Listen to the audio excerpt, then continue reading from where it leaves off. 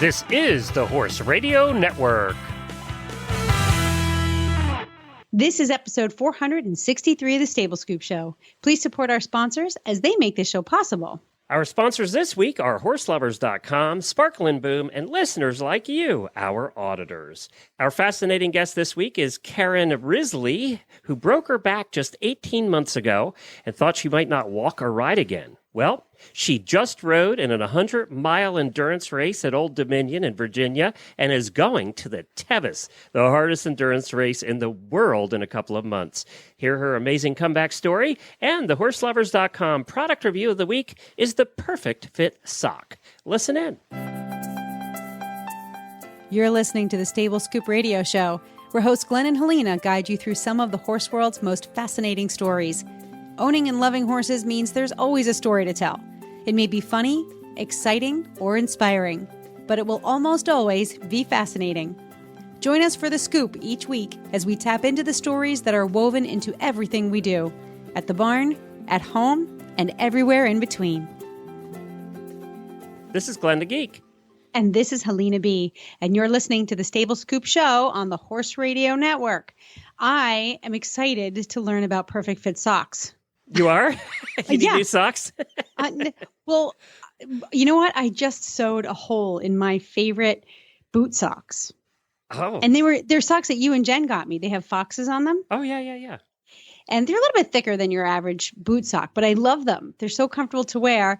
And I'm such a princess in the pea that if I have a sock that doesn't fit right or isn't comfortable in my boots when I'm riding, it drives me crazy. So I love the fact that there's an actual product that someone developed for the primary purpose of fitting perfectly. Well, we'll find out in the review, won't we? I hope so. Auditor Chantel will be by to do that with us. I have to congratulate you and me, actually, both of us. We over the weekend, I was at the American Horse Publications Conference, which is all of the journalists of the horse world belong to an association. Been around forever. And we were in Scottsdale, Arizona, which is kind of, by the way, like a little Palm Beach. It's like a mini Palm Beach in the desert. Ooh, that sounds it's very swanky. horsey. Of course, that's where they have the big Arabian horse show every year that brings in like 300,000 people in Scottsdale. And it's also where they have the Barrett-Jackson car auction. The biggest Barrett-Jackson car auctions in Scottsdale. So their convention center is just enormous. I drove by it. It's just crazy. Well, we were there, and there were about 200 journalists there from around the horse world. And part of what they do there, other than the sessions on how to be a better journalist and actually make money at doing what we do, is they have an award ceremony. Well, this year, for the first time, they had a podcast category. They've never had one before. Actually, I think I harassed them so much last year that they finally just gave in and did one. I think that's what happened. Okay. I caused too much trouble last year. But there were like 10 or 12 entries, not all ours either. There were other podcasts that entered. There's a few other podcasts in the horse world, mostly on the racing side. And I am very proud to say that Horse Radio Network got first, second, and third. Wow. Horses Trifecta. Horses in the Morning got first for an episode we did with Leslie Wiley talking about her trip fox hunting in England, which was hilarious. And then Horsemanship Radio, Debbie's interview with Priscilla Presley, the King's wife, got second. So we were competing here at Stable Scoop against the King's wife, which kind of was tough. But then we got third, and this is what they said. I got a little judge's report. They give you like one line, like in a dressage test, they give you a little judges. It said solid production value, good personalities, and audio elements, excellent interaction with guests. Oh, I love that. And, I think that we excel at that. That was for Horses in the Morning? No, that was for Stable Scoop. That was us. That was us. No, that's what they said about us.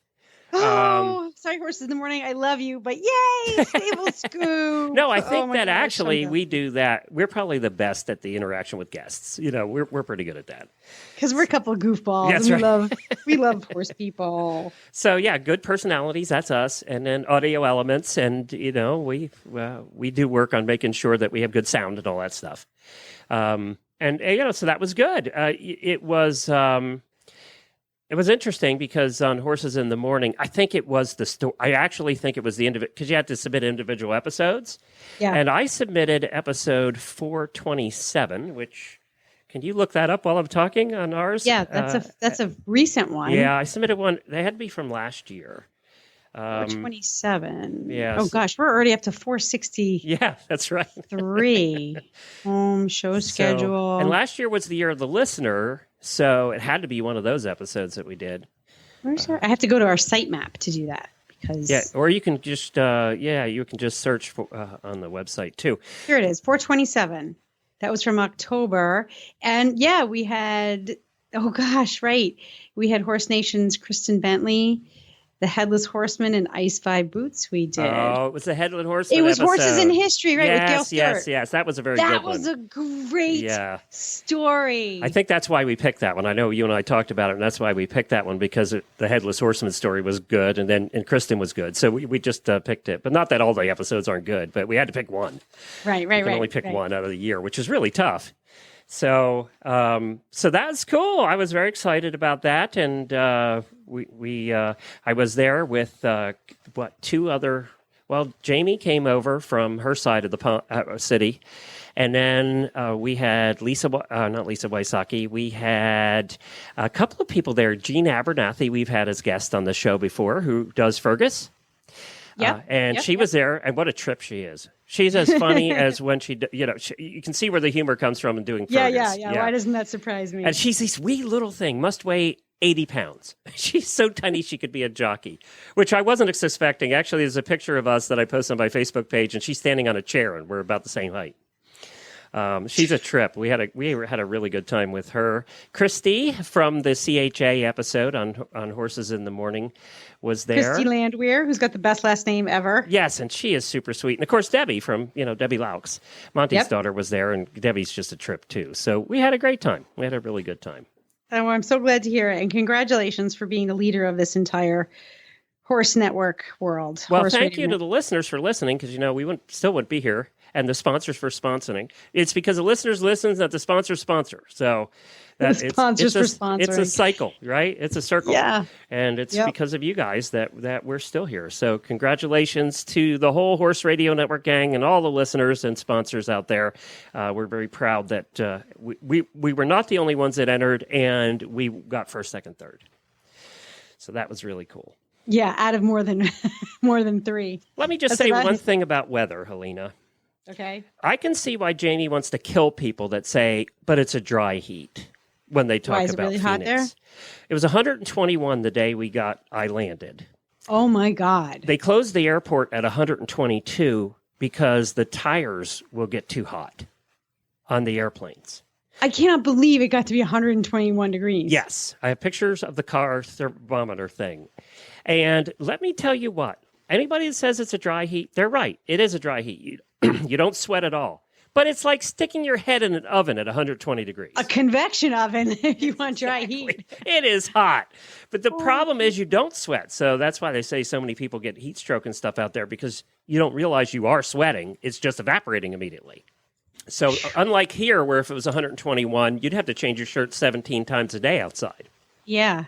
There, your shirt doesn't get wet at all, but you're losing a lot of water. So it was hot. It definitely was hot. How many days were you out there?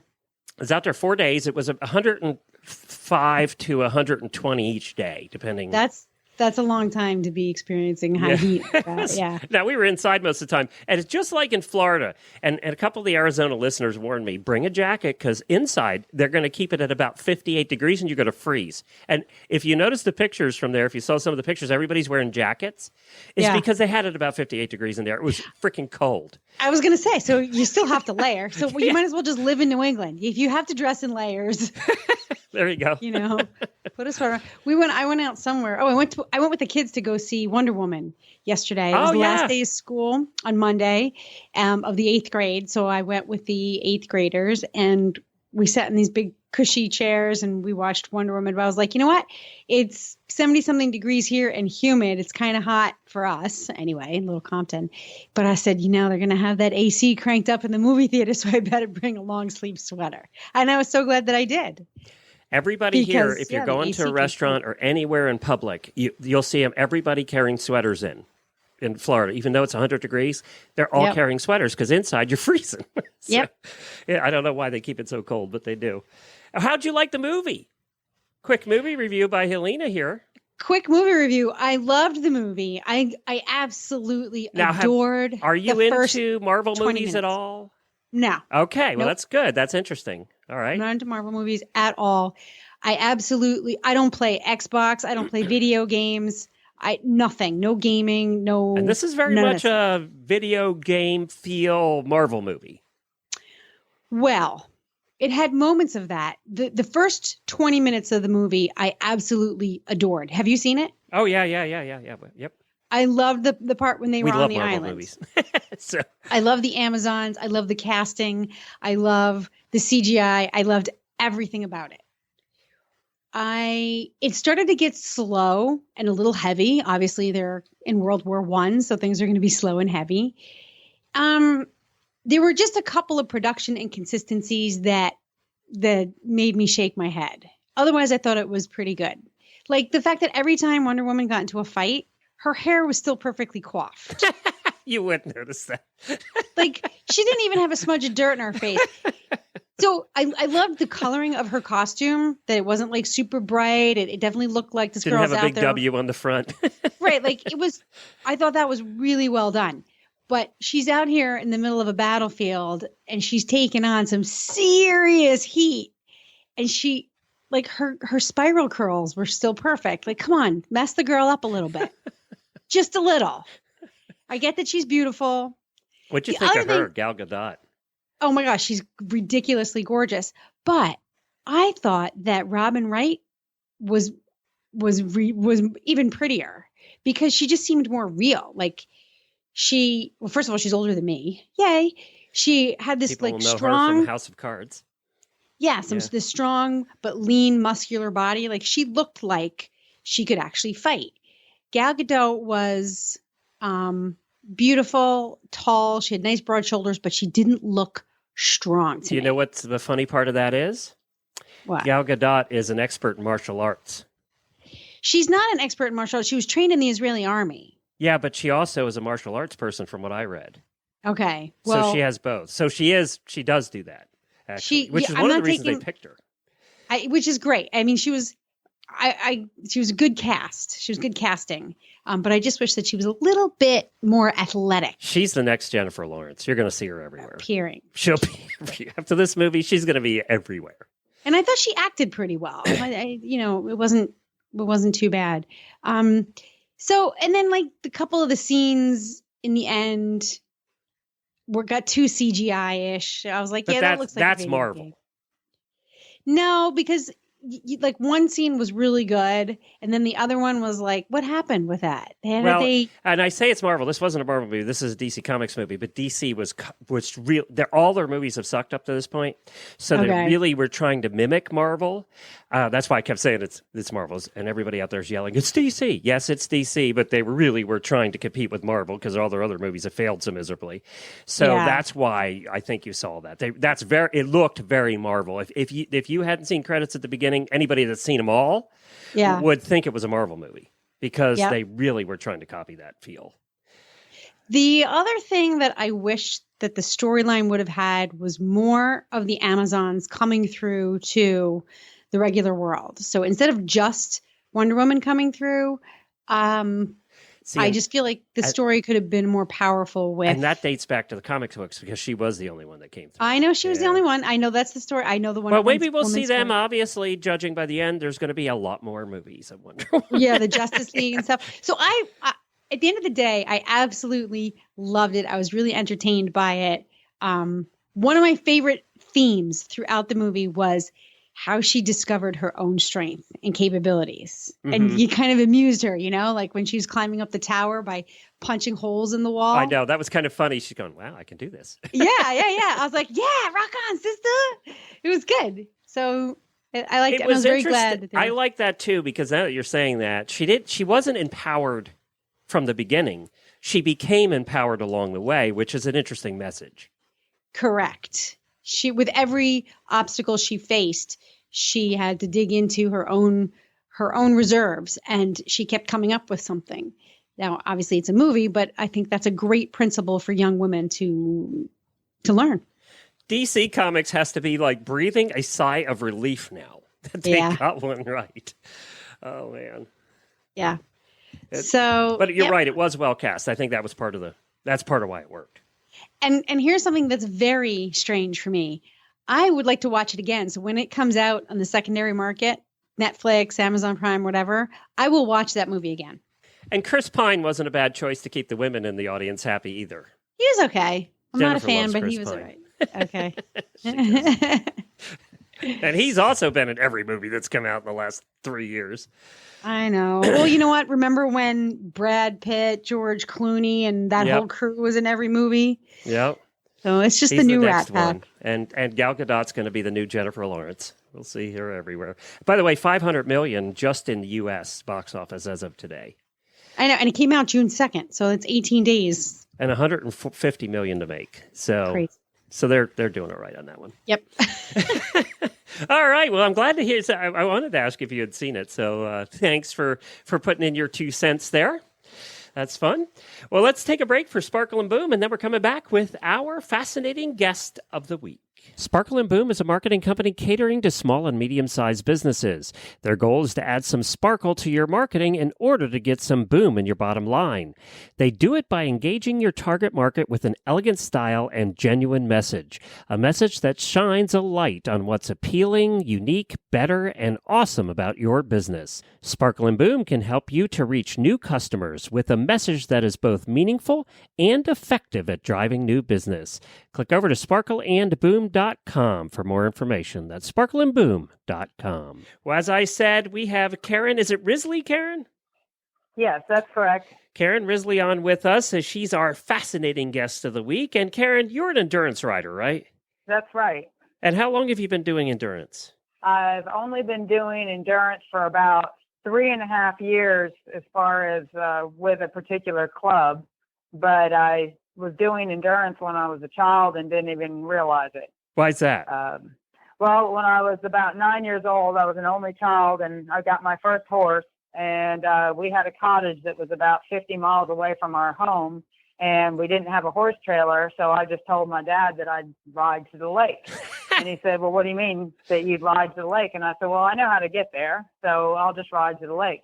So I hopped on my horse, and he checked on me every few hours, and it was about 48 miles, and I made it there to the lake and kept my horse there during the summer, and then in the fall I'd ride him back. I grew up in the mountains of upstate New York, so when Labor Day rolled around and everything shut up, I just rode him back, and I didn't think a thing about it, and then got busy with my life, got busy with raising children and being a real estate broker and doing all sorts of things, and then I got a crazy little mare that I take in horses that nobody else wants, and this horse had tried to kill about 5 people, and she just wanted to get down the trail. So I thought to myself, well, what am I going to do with this horse?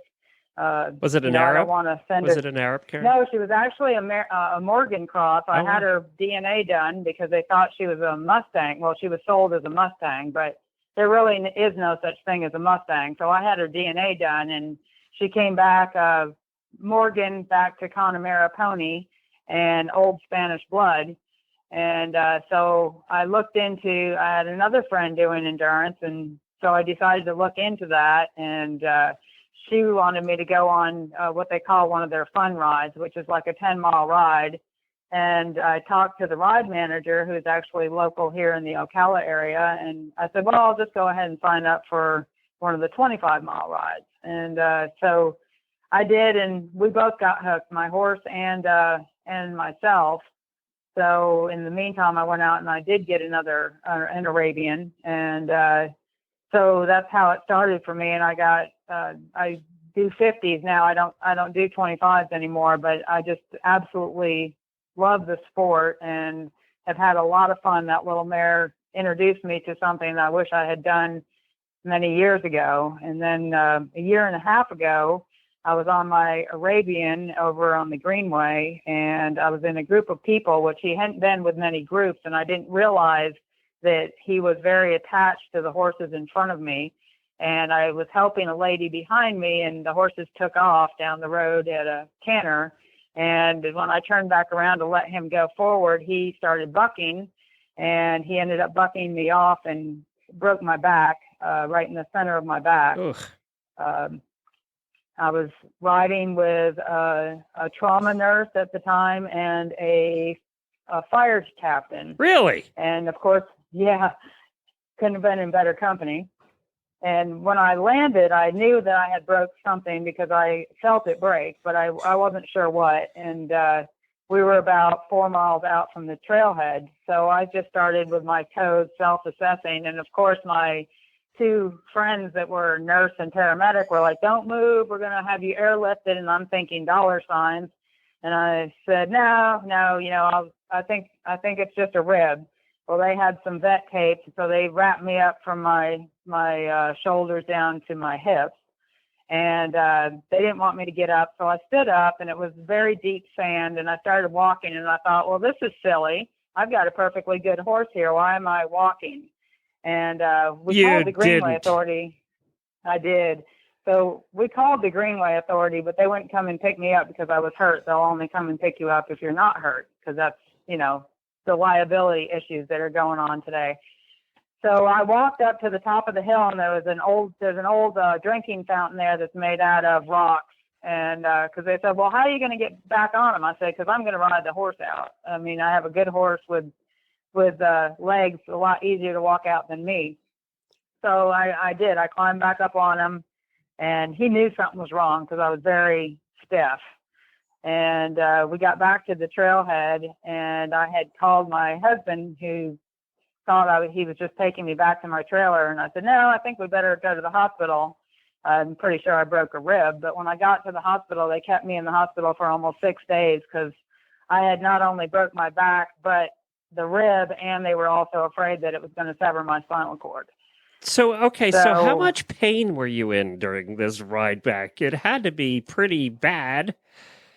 It was pretty bad. I lived with a lot of pain on a day-to-day basis, so I guess it was just not really registering, how much pain there was there. Well, shock a little bit too. Your body was compensating. I'm sure it was that. So I had a very good neurosurgeon who I won't mention by name, but she told me that I could not ride for 2 to 3 years, and I had to wear a brace so that I would be immobile.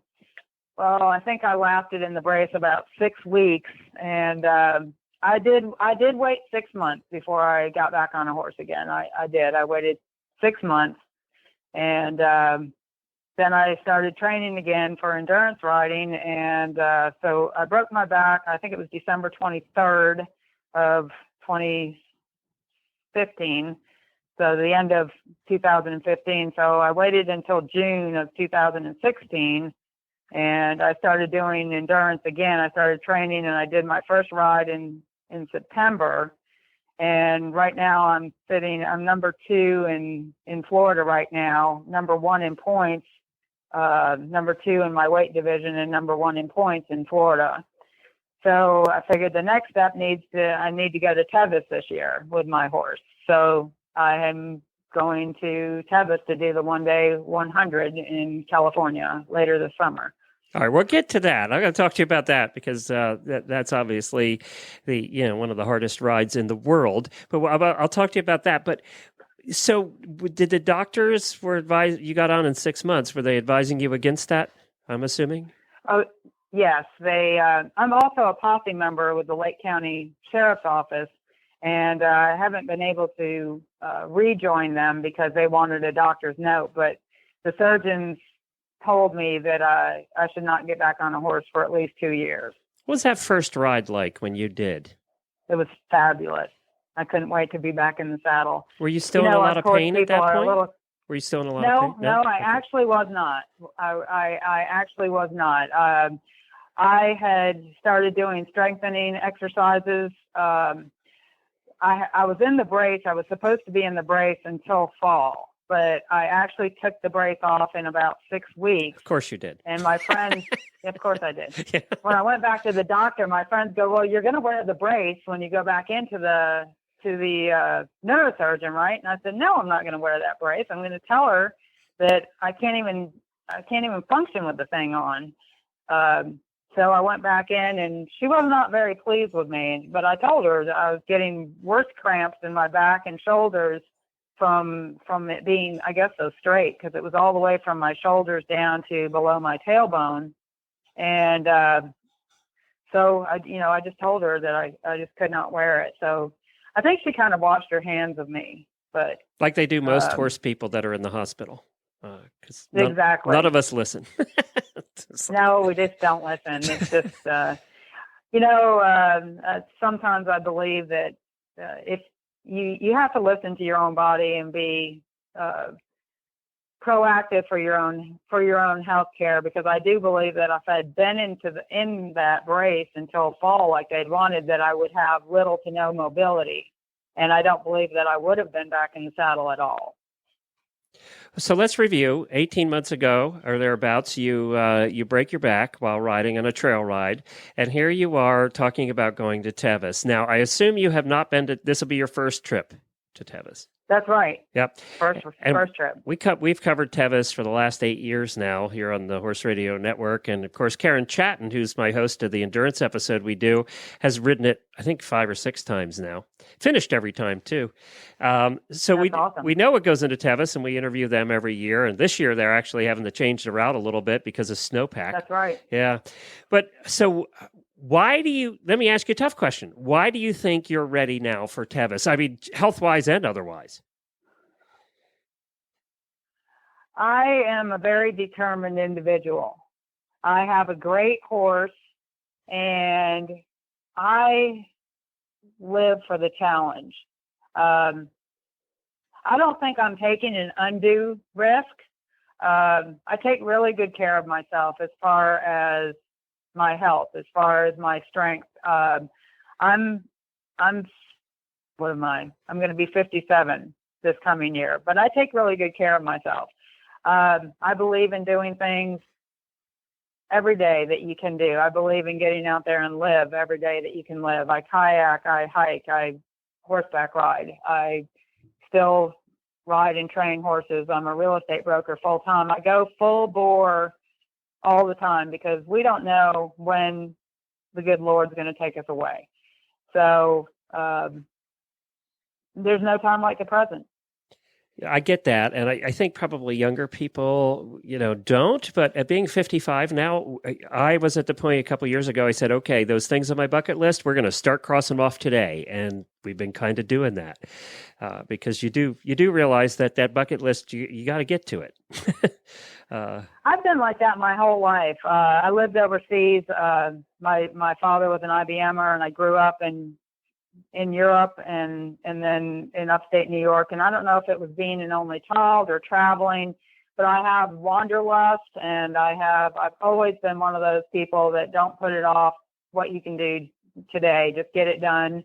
I mean, if I see it in front of me and want to do it, zip lining, whatever. The only thing I haven't done, I think, yet is jump out of an airplane, and maybe I'll do that too. Maybe I'll do it on a horse. Well, now I'm supposed to ask you, an inside little birdie told me to ask you about being a carny in Myrtle Beach. That's funny. So what's that about?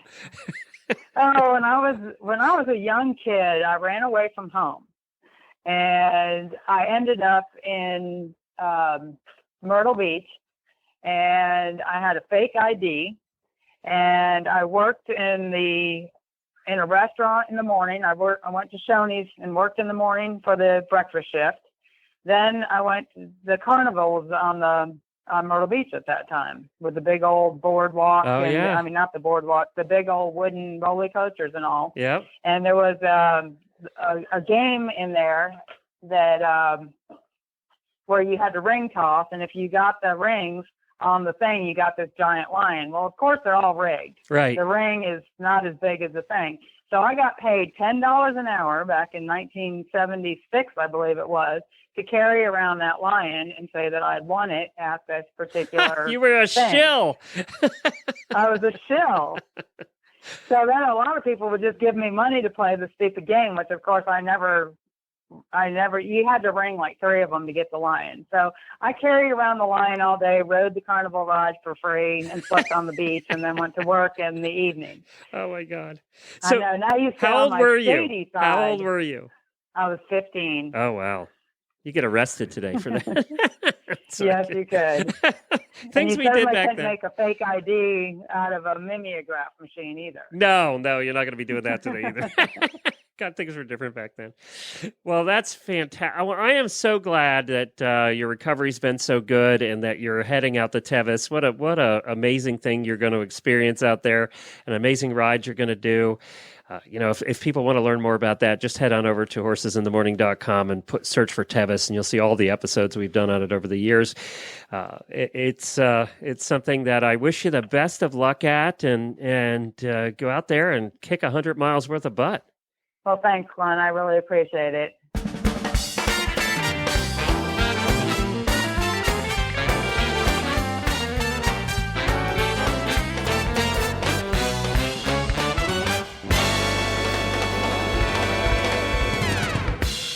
Up next, my favorite segment of Stable Scoop, it's Tack and Habit, sponsored by horselovers.com.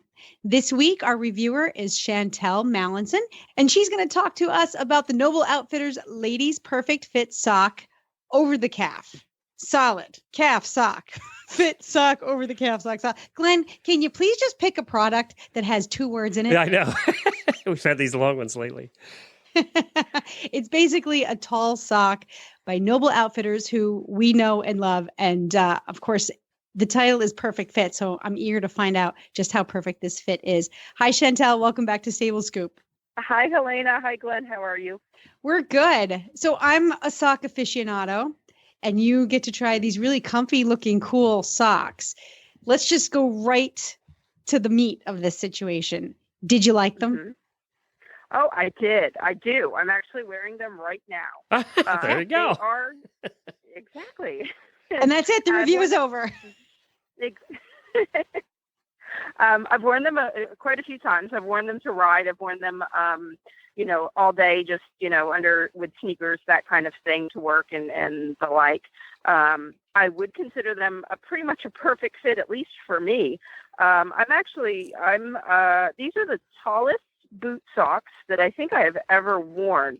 I usually don't find boot socks that actually go up to behind my knee. It's not like I'm really excessively tall or anything. I'm like 5'8", but I think I have pretty long cannon bones. And these really, they do stretch all the way up to the back of my knee, and they stay there all day. They never, find their way down around your ankles or anything like that. That's nice. Now, what is the footbed like? It looks kind of cushy? Mm-hmm. And is it yes. Is it cool? What do your feet feel like when they're in these? Because sometimes, you put a sock on and it's like, all right, it's a covering on my foot. And other times you actually feel like your foot's getting a little love. Yeah, they're really supportive, actually. They are meant to be when I read the thing, it said something like a moisture wicking, which I don't know for a fact. They definitely kept my feet cool. And I've been wearing them a couple times, through June. And I think I received them like mid-May. So they definitely keep my feet cool, but it's not like I'm feeling like a cool breeze through my toes.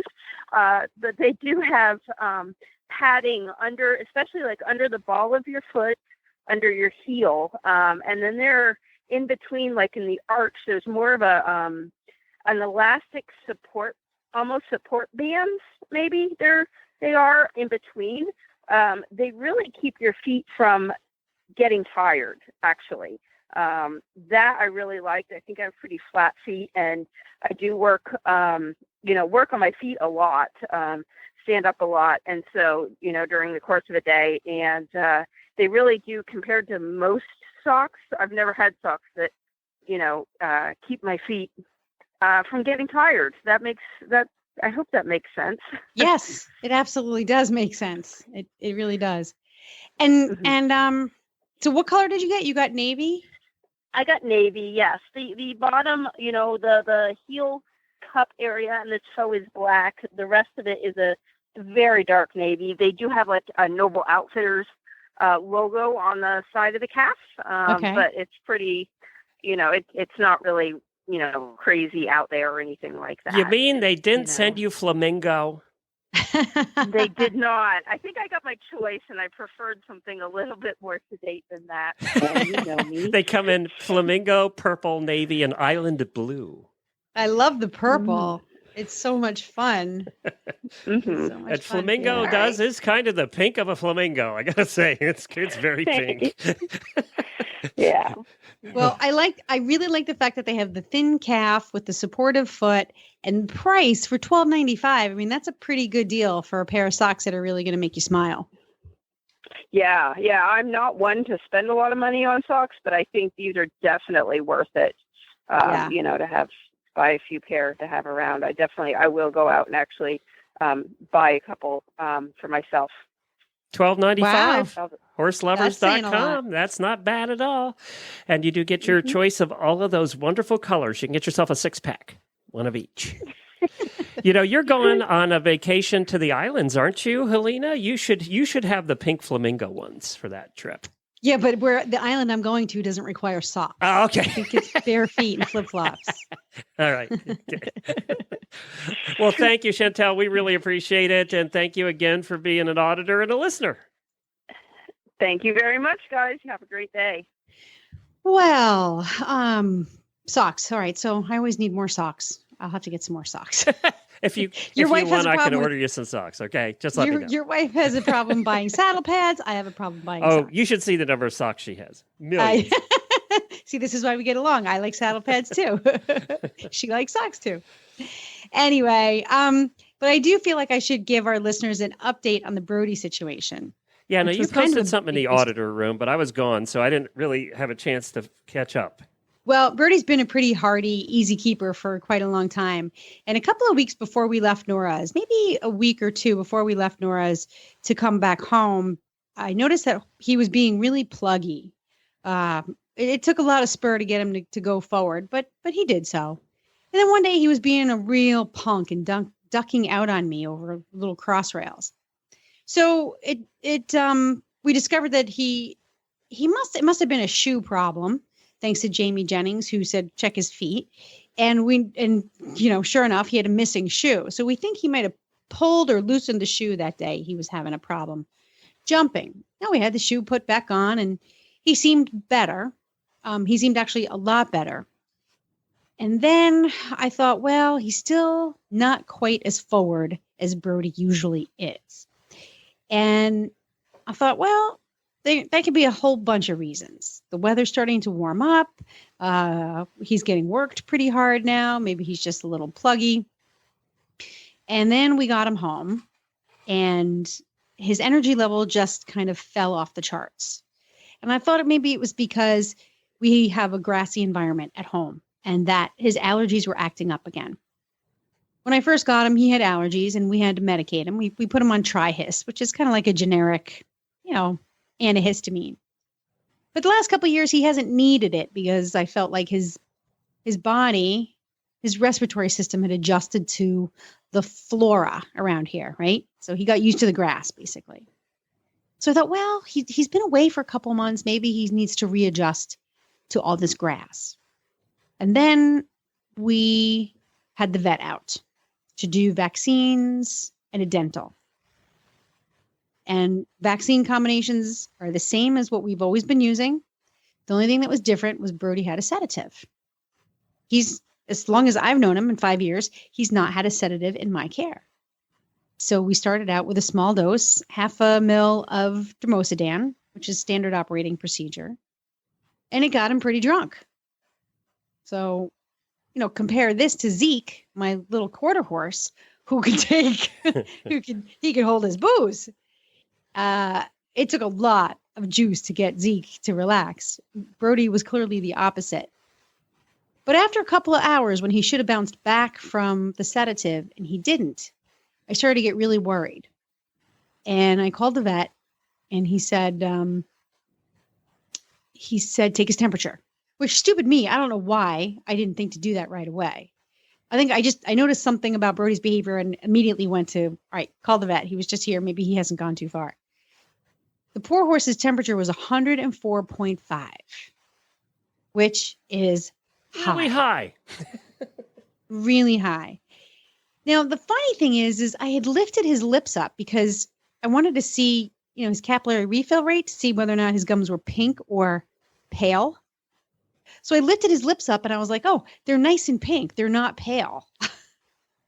Duh. They were pink because he was hot. They were really pink. Like they were excessively pink, but I was looking for paleness. So the pinkness didn't really register to my mind. So I didn't think take his temperature. Anyway, I gave him some Banamine and a couple hours later, the temp had come back down to about 100.5. So the vet was like, you know what? Let's watch him, take his temperature again in a couple hours or in the morning. And if it's still not down, give him another dose of Banamine and let's just keep taking his temp. So I did. And thankfully his temperature was back down to normal the next morning. And it stayed down in a normal range for the rest of that day. And then his appetite came back. But we had a moment there where after the high temp, he hadn't passed any manure. But that was probably because he hadn't really been eating. He was so hot that he wasn't hungry. Poor boy. And we still don't know what I was going to ask caused the high. No, initially the vet thought that it could have been some sort of dormant tick-borne illness that the stress of the dental, the sedative, and the vaccines had caused to flare up. But I talked to him yesterday and I said, Brody's personality is back. I haven't put him under saddle again because I'm afraid. I want to make sure he's really back to himself before I ask him to do any kind of work. But I said his appetite is way back. He greets me with a great big nicker every morning. He's standing at the back gate looking for me at 6 a.m. So I said, his personality is back. And then the vet thought, well, maybe it was a reaction to the vaccines. Because if he had some kind of underlying tick-borne problem or some other kind of infectious thing going on, he'd still be a little off. Yeah, because that would last longer. Right. Yeah. So it'd last weeks. The next test will be get on him, see how forward he is, what we can get him to do. And if he's still sluggish, perhaps have the vet come back and run some blood tests and see if we can't. Maybe he ate a bug. Maybe he ate a bug. Made some bad grass. I know. Well, I guess horses like us, sometimes we just don't feel good. Yeah, but 104.5 is pretty high. That's something that. And he didn't have an abscess, right, on his foot? Nope. Oh. Nope. Feet were fine. Everything else about this horse was rock solid healthy. Didn't that drive you crazy? Crazy. I want to know what's the problem. Crazy. Jen brought up a good point, though. It could have been, well, it might have been the same vaccine. The brand could have been different. The carrier. Right. So who knows? Right. And horses do have reactions from vaccines, and it does include fever. So that probably makes more sense than anything. Right. Yeah. Well, as long as he's better. Yeah. That stuff does worry the heck out of you, though. Oh my God. It's like watching your toddler have a fever. It's the same thing. You feel so bad for them. So bad. But the other thing too is I'm kind of a proponent of let the fever do its job. Fever is the body's, the immune system's way of fighting whatever pathogen is in it. And, sometimes with children, we're so quick to give them the Motrin or to bring that fever down. I usually wait until the fever's pretty high and my kid's uncomfortable. And then we bring the fever down to, make the kid comfortable. But this was so high, it was no question. It was like, just get it done, bring it down. Well, and, Dr. Wendy always says, too, even with humans, she says, when you get diarrhea, don't take Imodium. Yeah. Let it play out. Exactly. Your But body's you know what? Get rid of That's really tough when you have things planned and you're trying to get stuff done. Well, it depends on how long it's going. Exactly. The depends on how long it's going on. If you're going on a flight that day, you probably want to take some Imodium. You probably shouldn't be going on a flight. We've all had those inconvenient times. So that's easy to say, Dr. Wendy. If you're home and you're going to be home for the next 24 hours, yeah, you can do that. Right. But that's kind of what you're saying, right? Let the fever do what it's supposed to do. Let the fever do his best. So I think that may be why it, he actually recovered as quickly as he did, is because the fever kicked out whatever. That's kind of what this is my theory. This is my armchair veterinary theory. The fever did its job. Whatever underlying pathogen was in his body before the vaccines, that the vaccines brought on the fever, and the fever killed whatever was in there. Well, good. Let's hope he's better. I know. Cross your fingers. Yes. And then you get the vet bill. So Jennifer's got the same thing. She got stuff going with, is fighting with Nigel's feet. So the vet's coming out to do x-rays and find out what's going on there. So.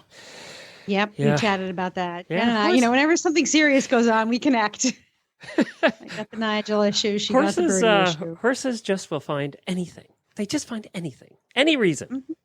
Somebody said, somebody in the auditors group said horses are basically just 4 feet looking for a way to kill themselves. Yes, exactly. That's true. It's so true. All right. Well, thank you, everybody, for joining us today. We really appreciate it. We'll be back again next week with another fascinating story. You can find Helena's shows at where? You can go to thatnewportshow.com, or if you're into boats, you can go to aroundthebuoy.com. Those are the 2 podcasts on the Sparkle and Boom Podcast Network. I know you're going to a big boat show tomorrow, so we'll have to hear about that a little bit next week. Oh my gosh, yes. Multi-million-dollar luxury mega yachts. Take pictures, get lots of selfies. Do lots of selfies. I will. Okay. With all the wood paneling and the big steering wheels. Are they called something else on a yacht, the big steering wheels? Is it a steering wheel? These are the ones that like helicopters can land on. Oh, definitely get lots of selfies. I want to see lots of Facebook posts. Okay. All right, everybody. Thank you so much. Don't forget you can get our app, iOS or Android. It's free and it's easy to download. And you can just go over to your app store and search for Horse Radio Network. All the 13 shows that we have are on there. There'll be another show coming out here shortly. We'll tell you all about in the next couple of weeks when that's ready to go. All right. Thank you, Helena. Thank you, Glenn. That's it for this week. But there will be more next week. Until then, happy scooping.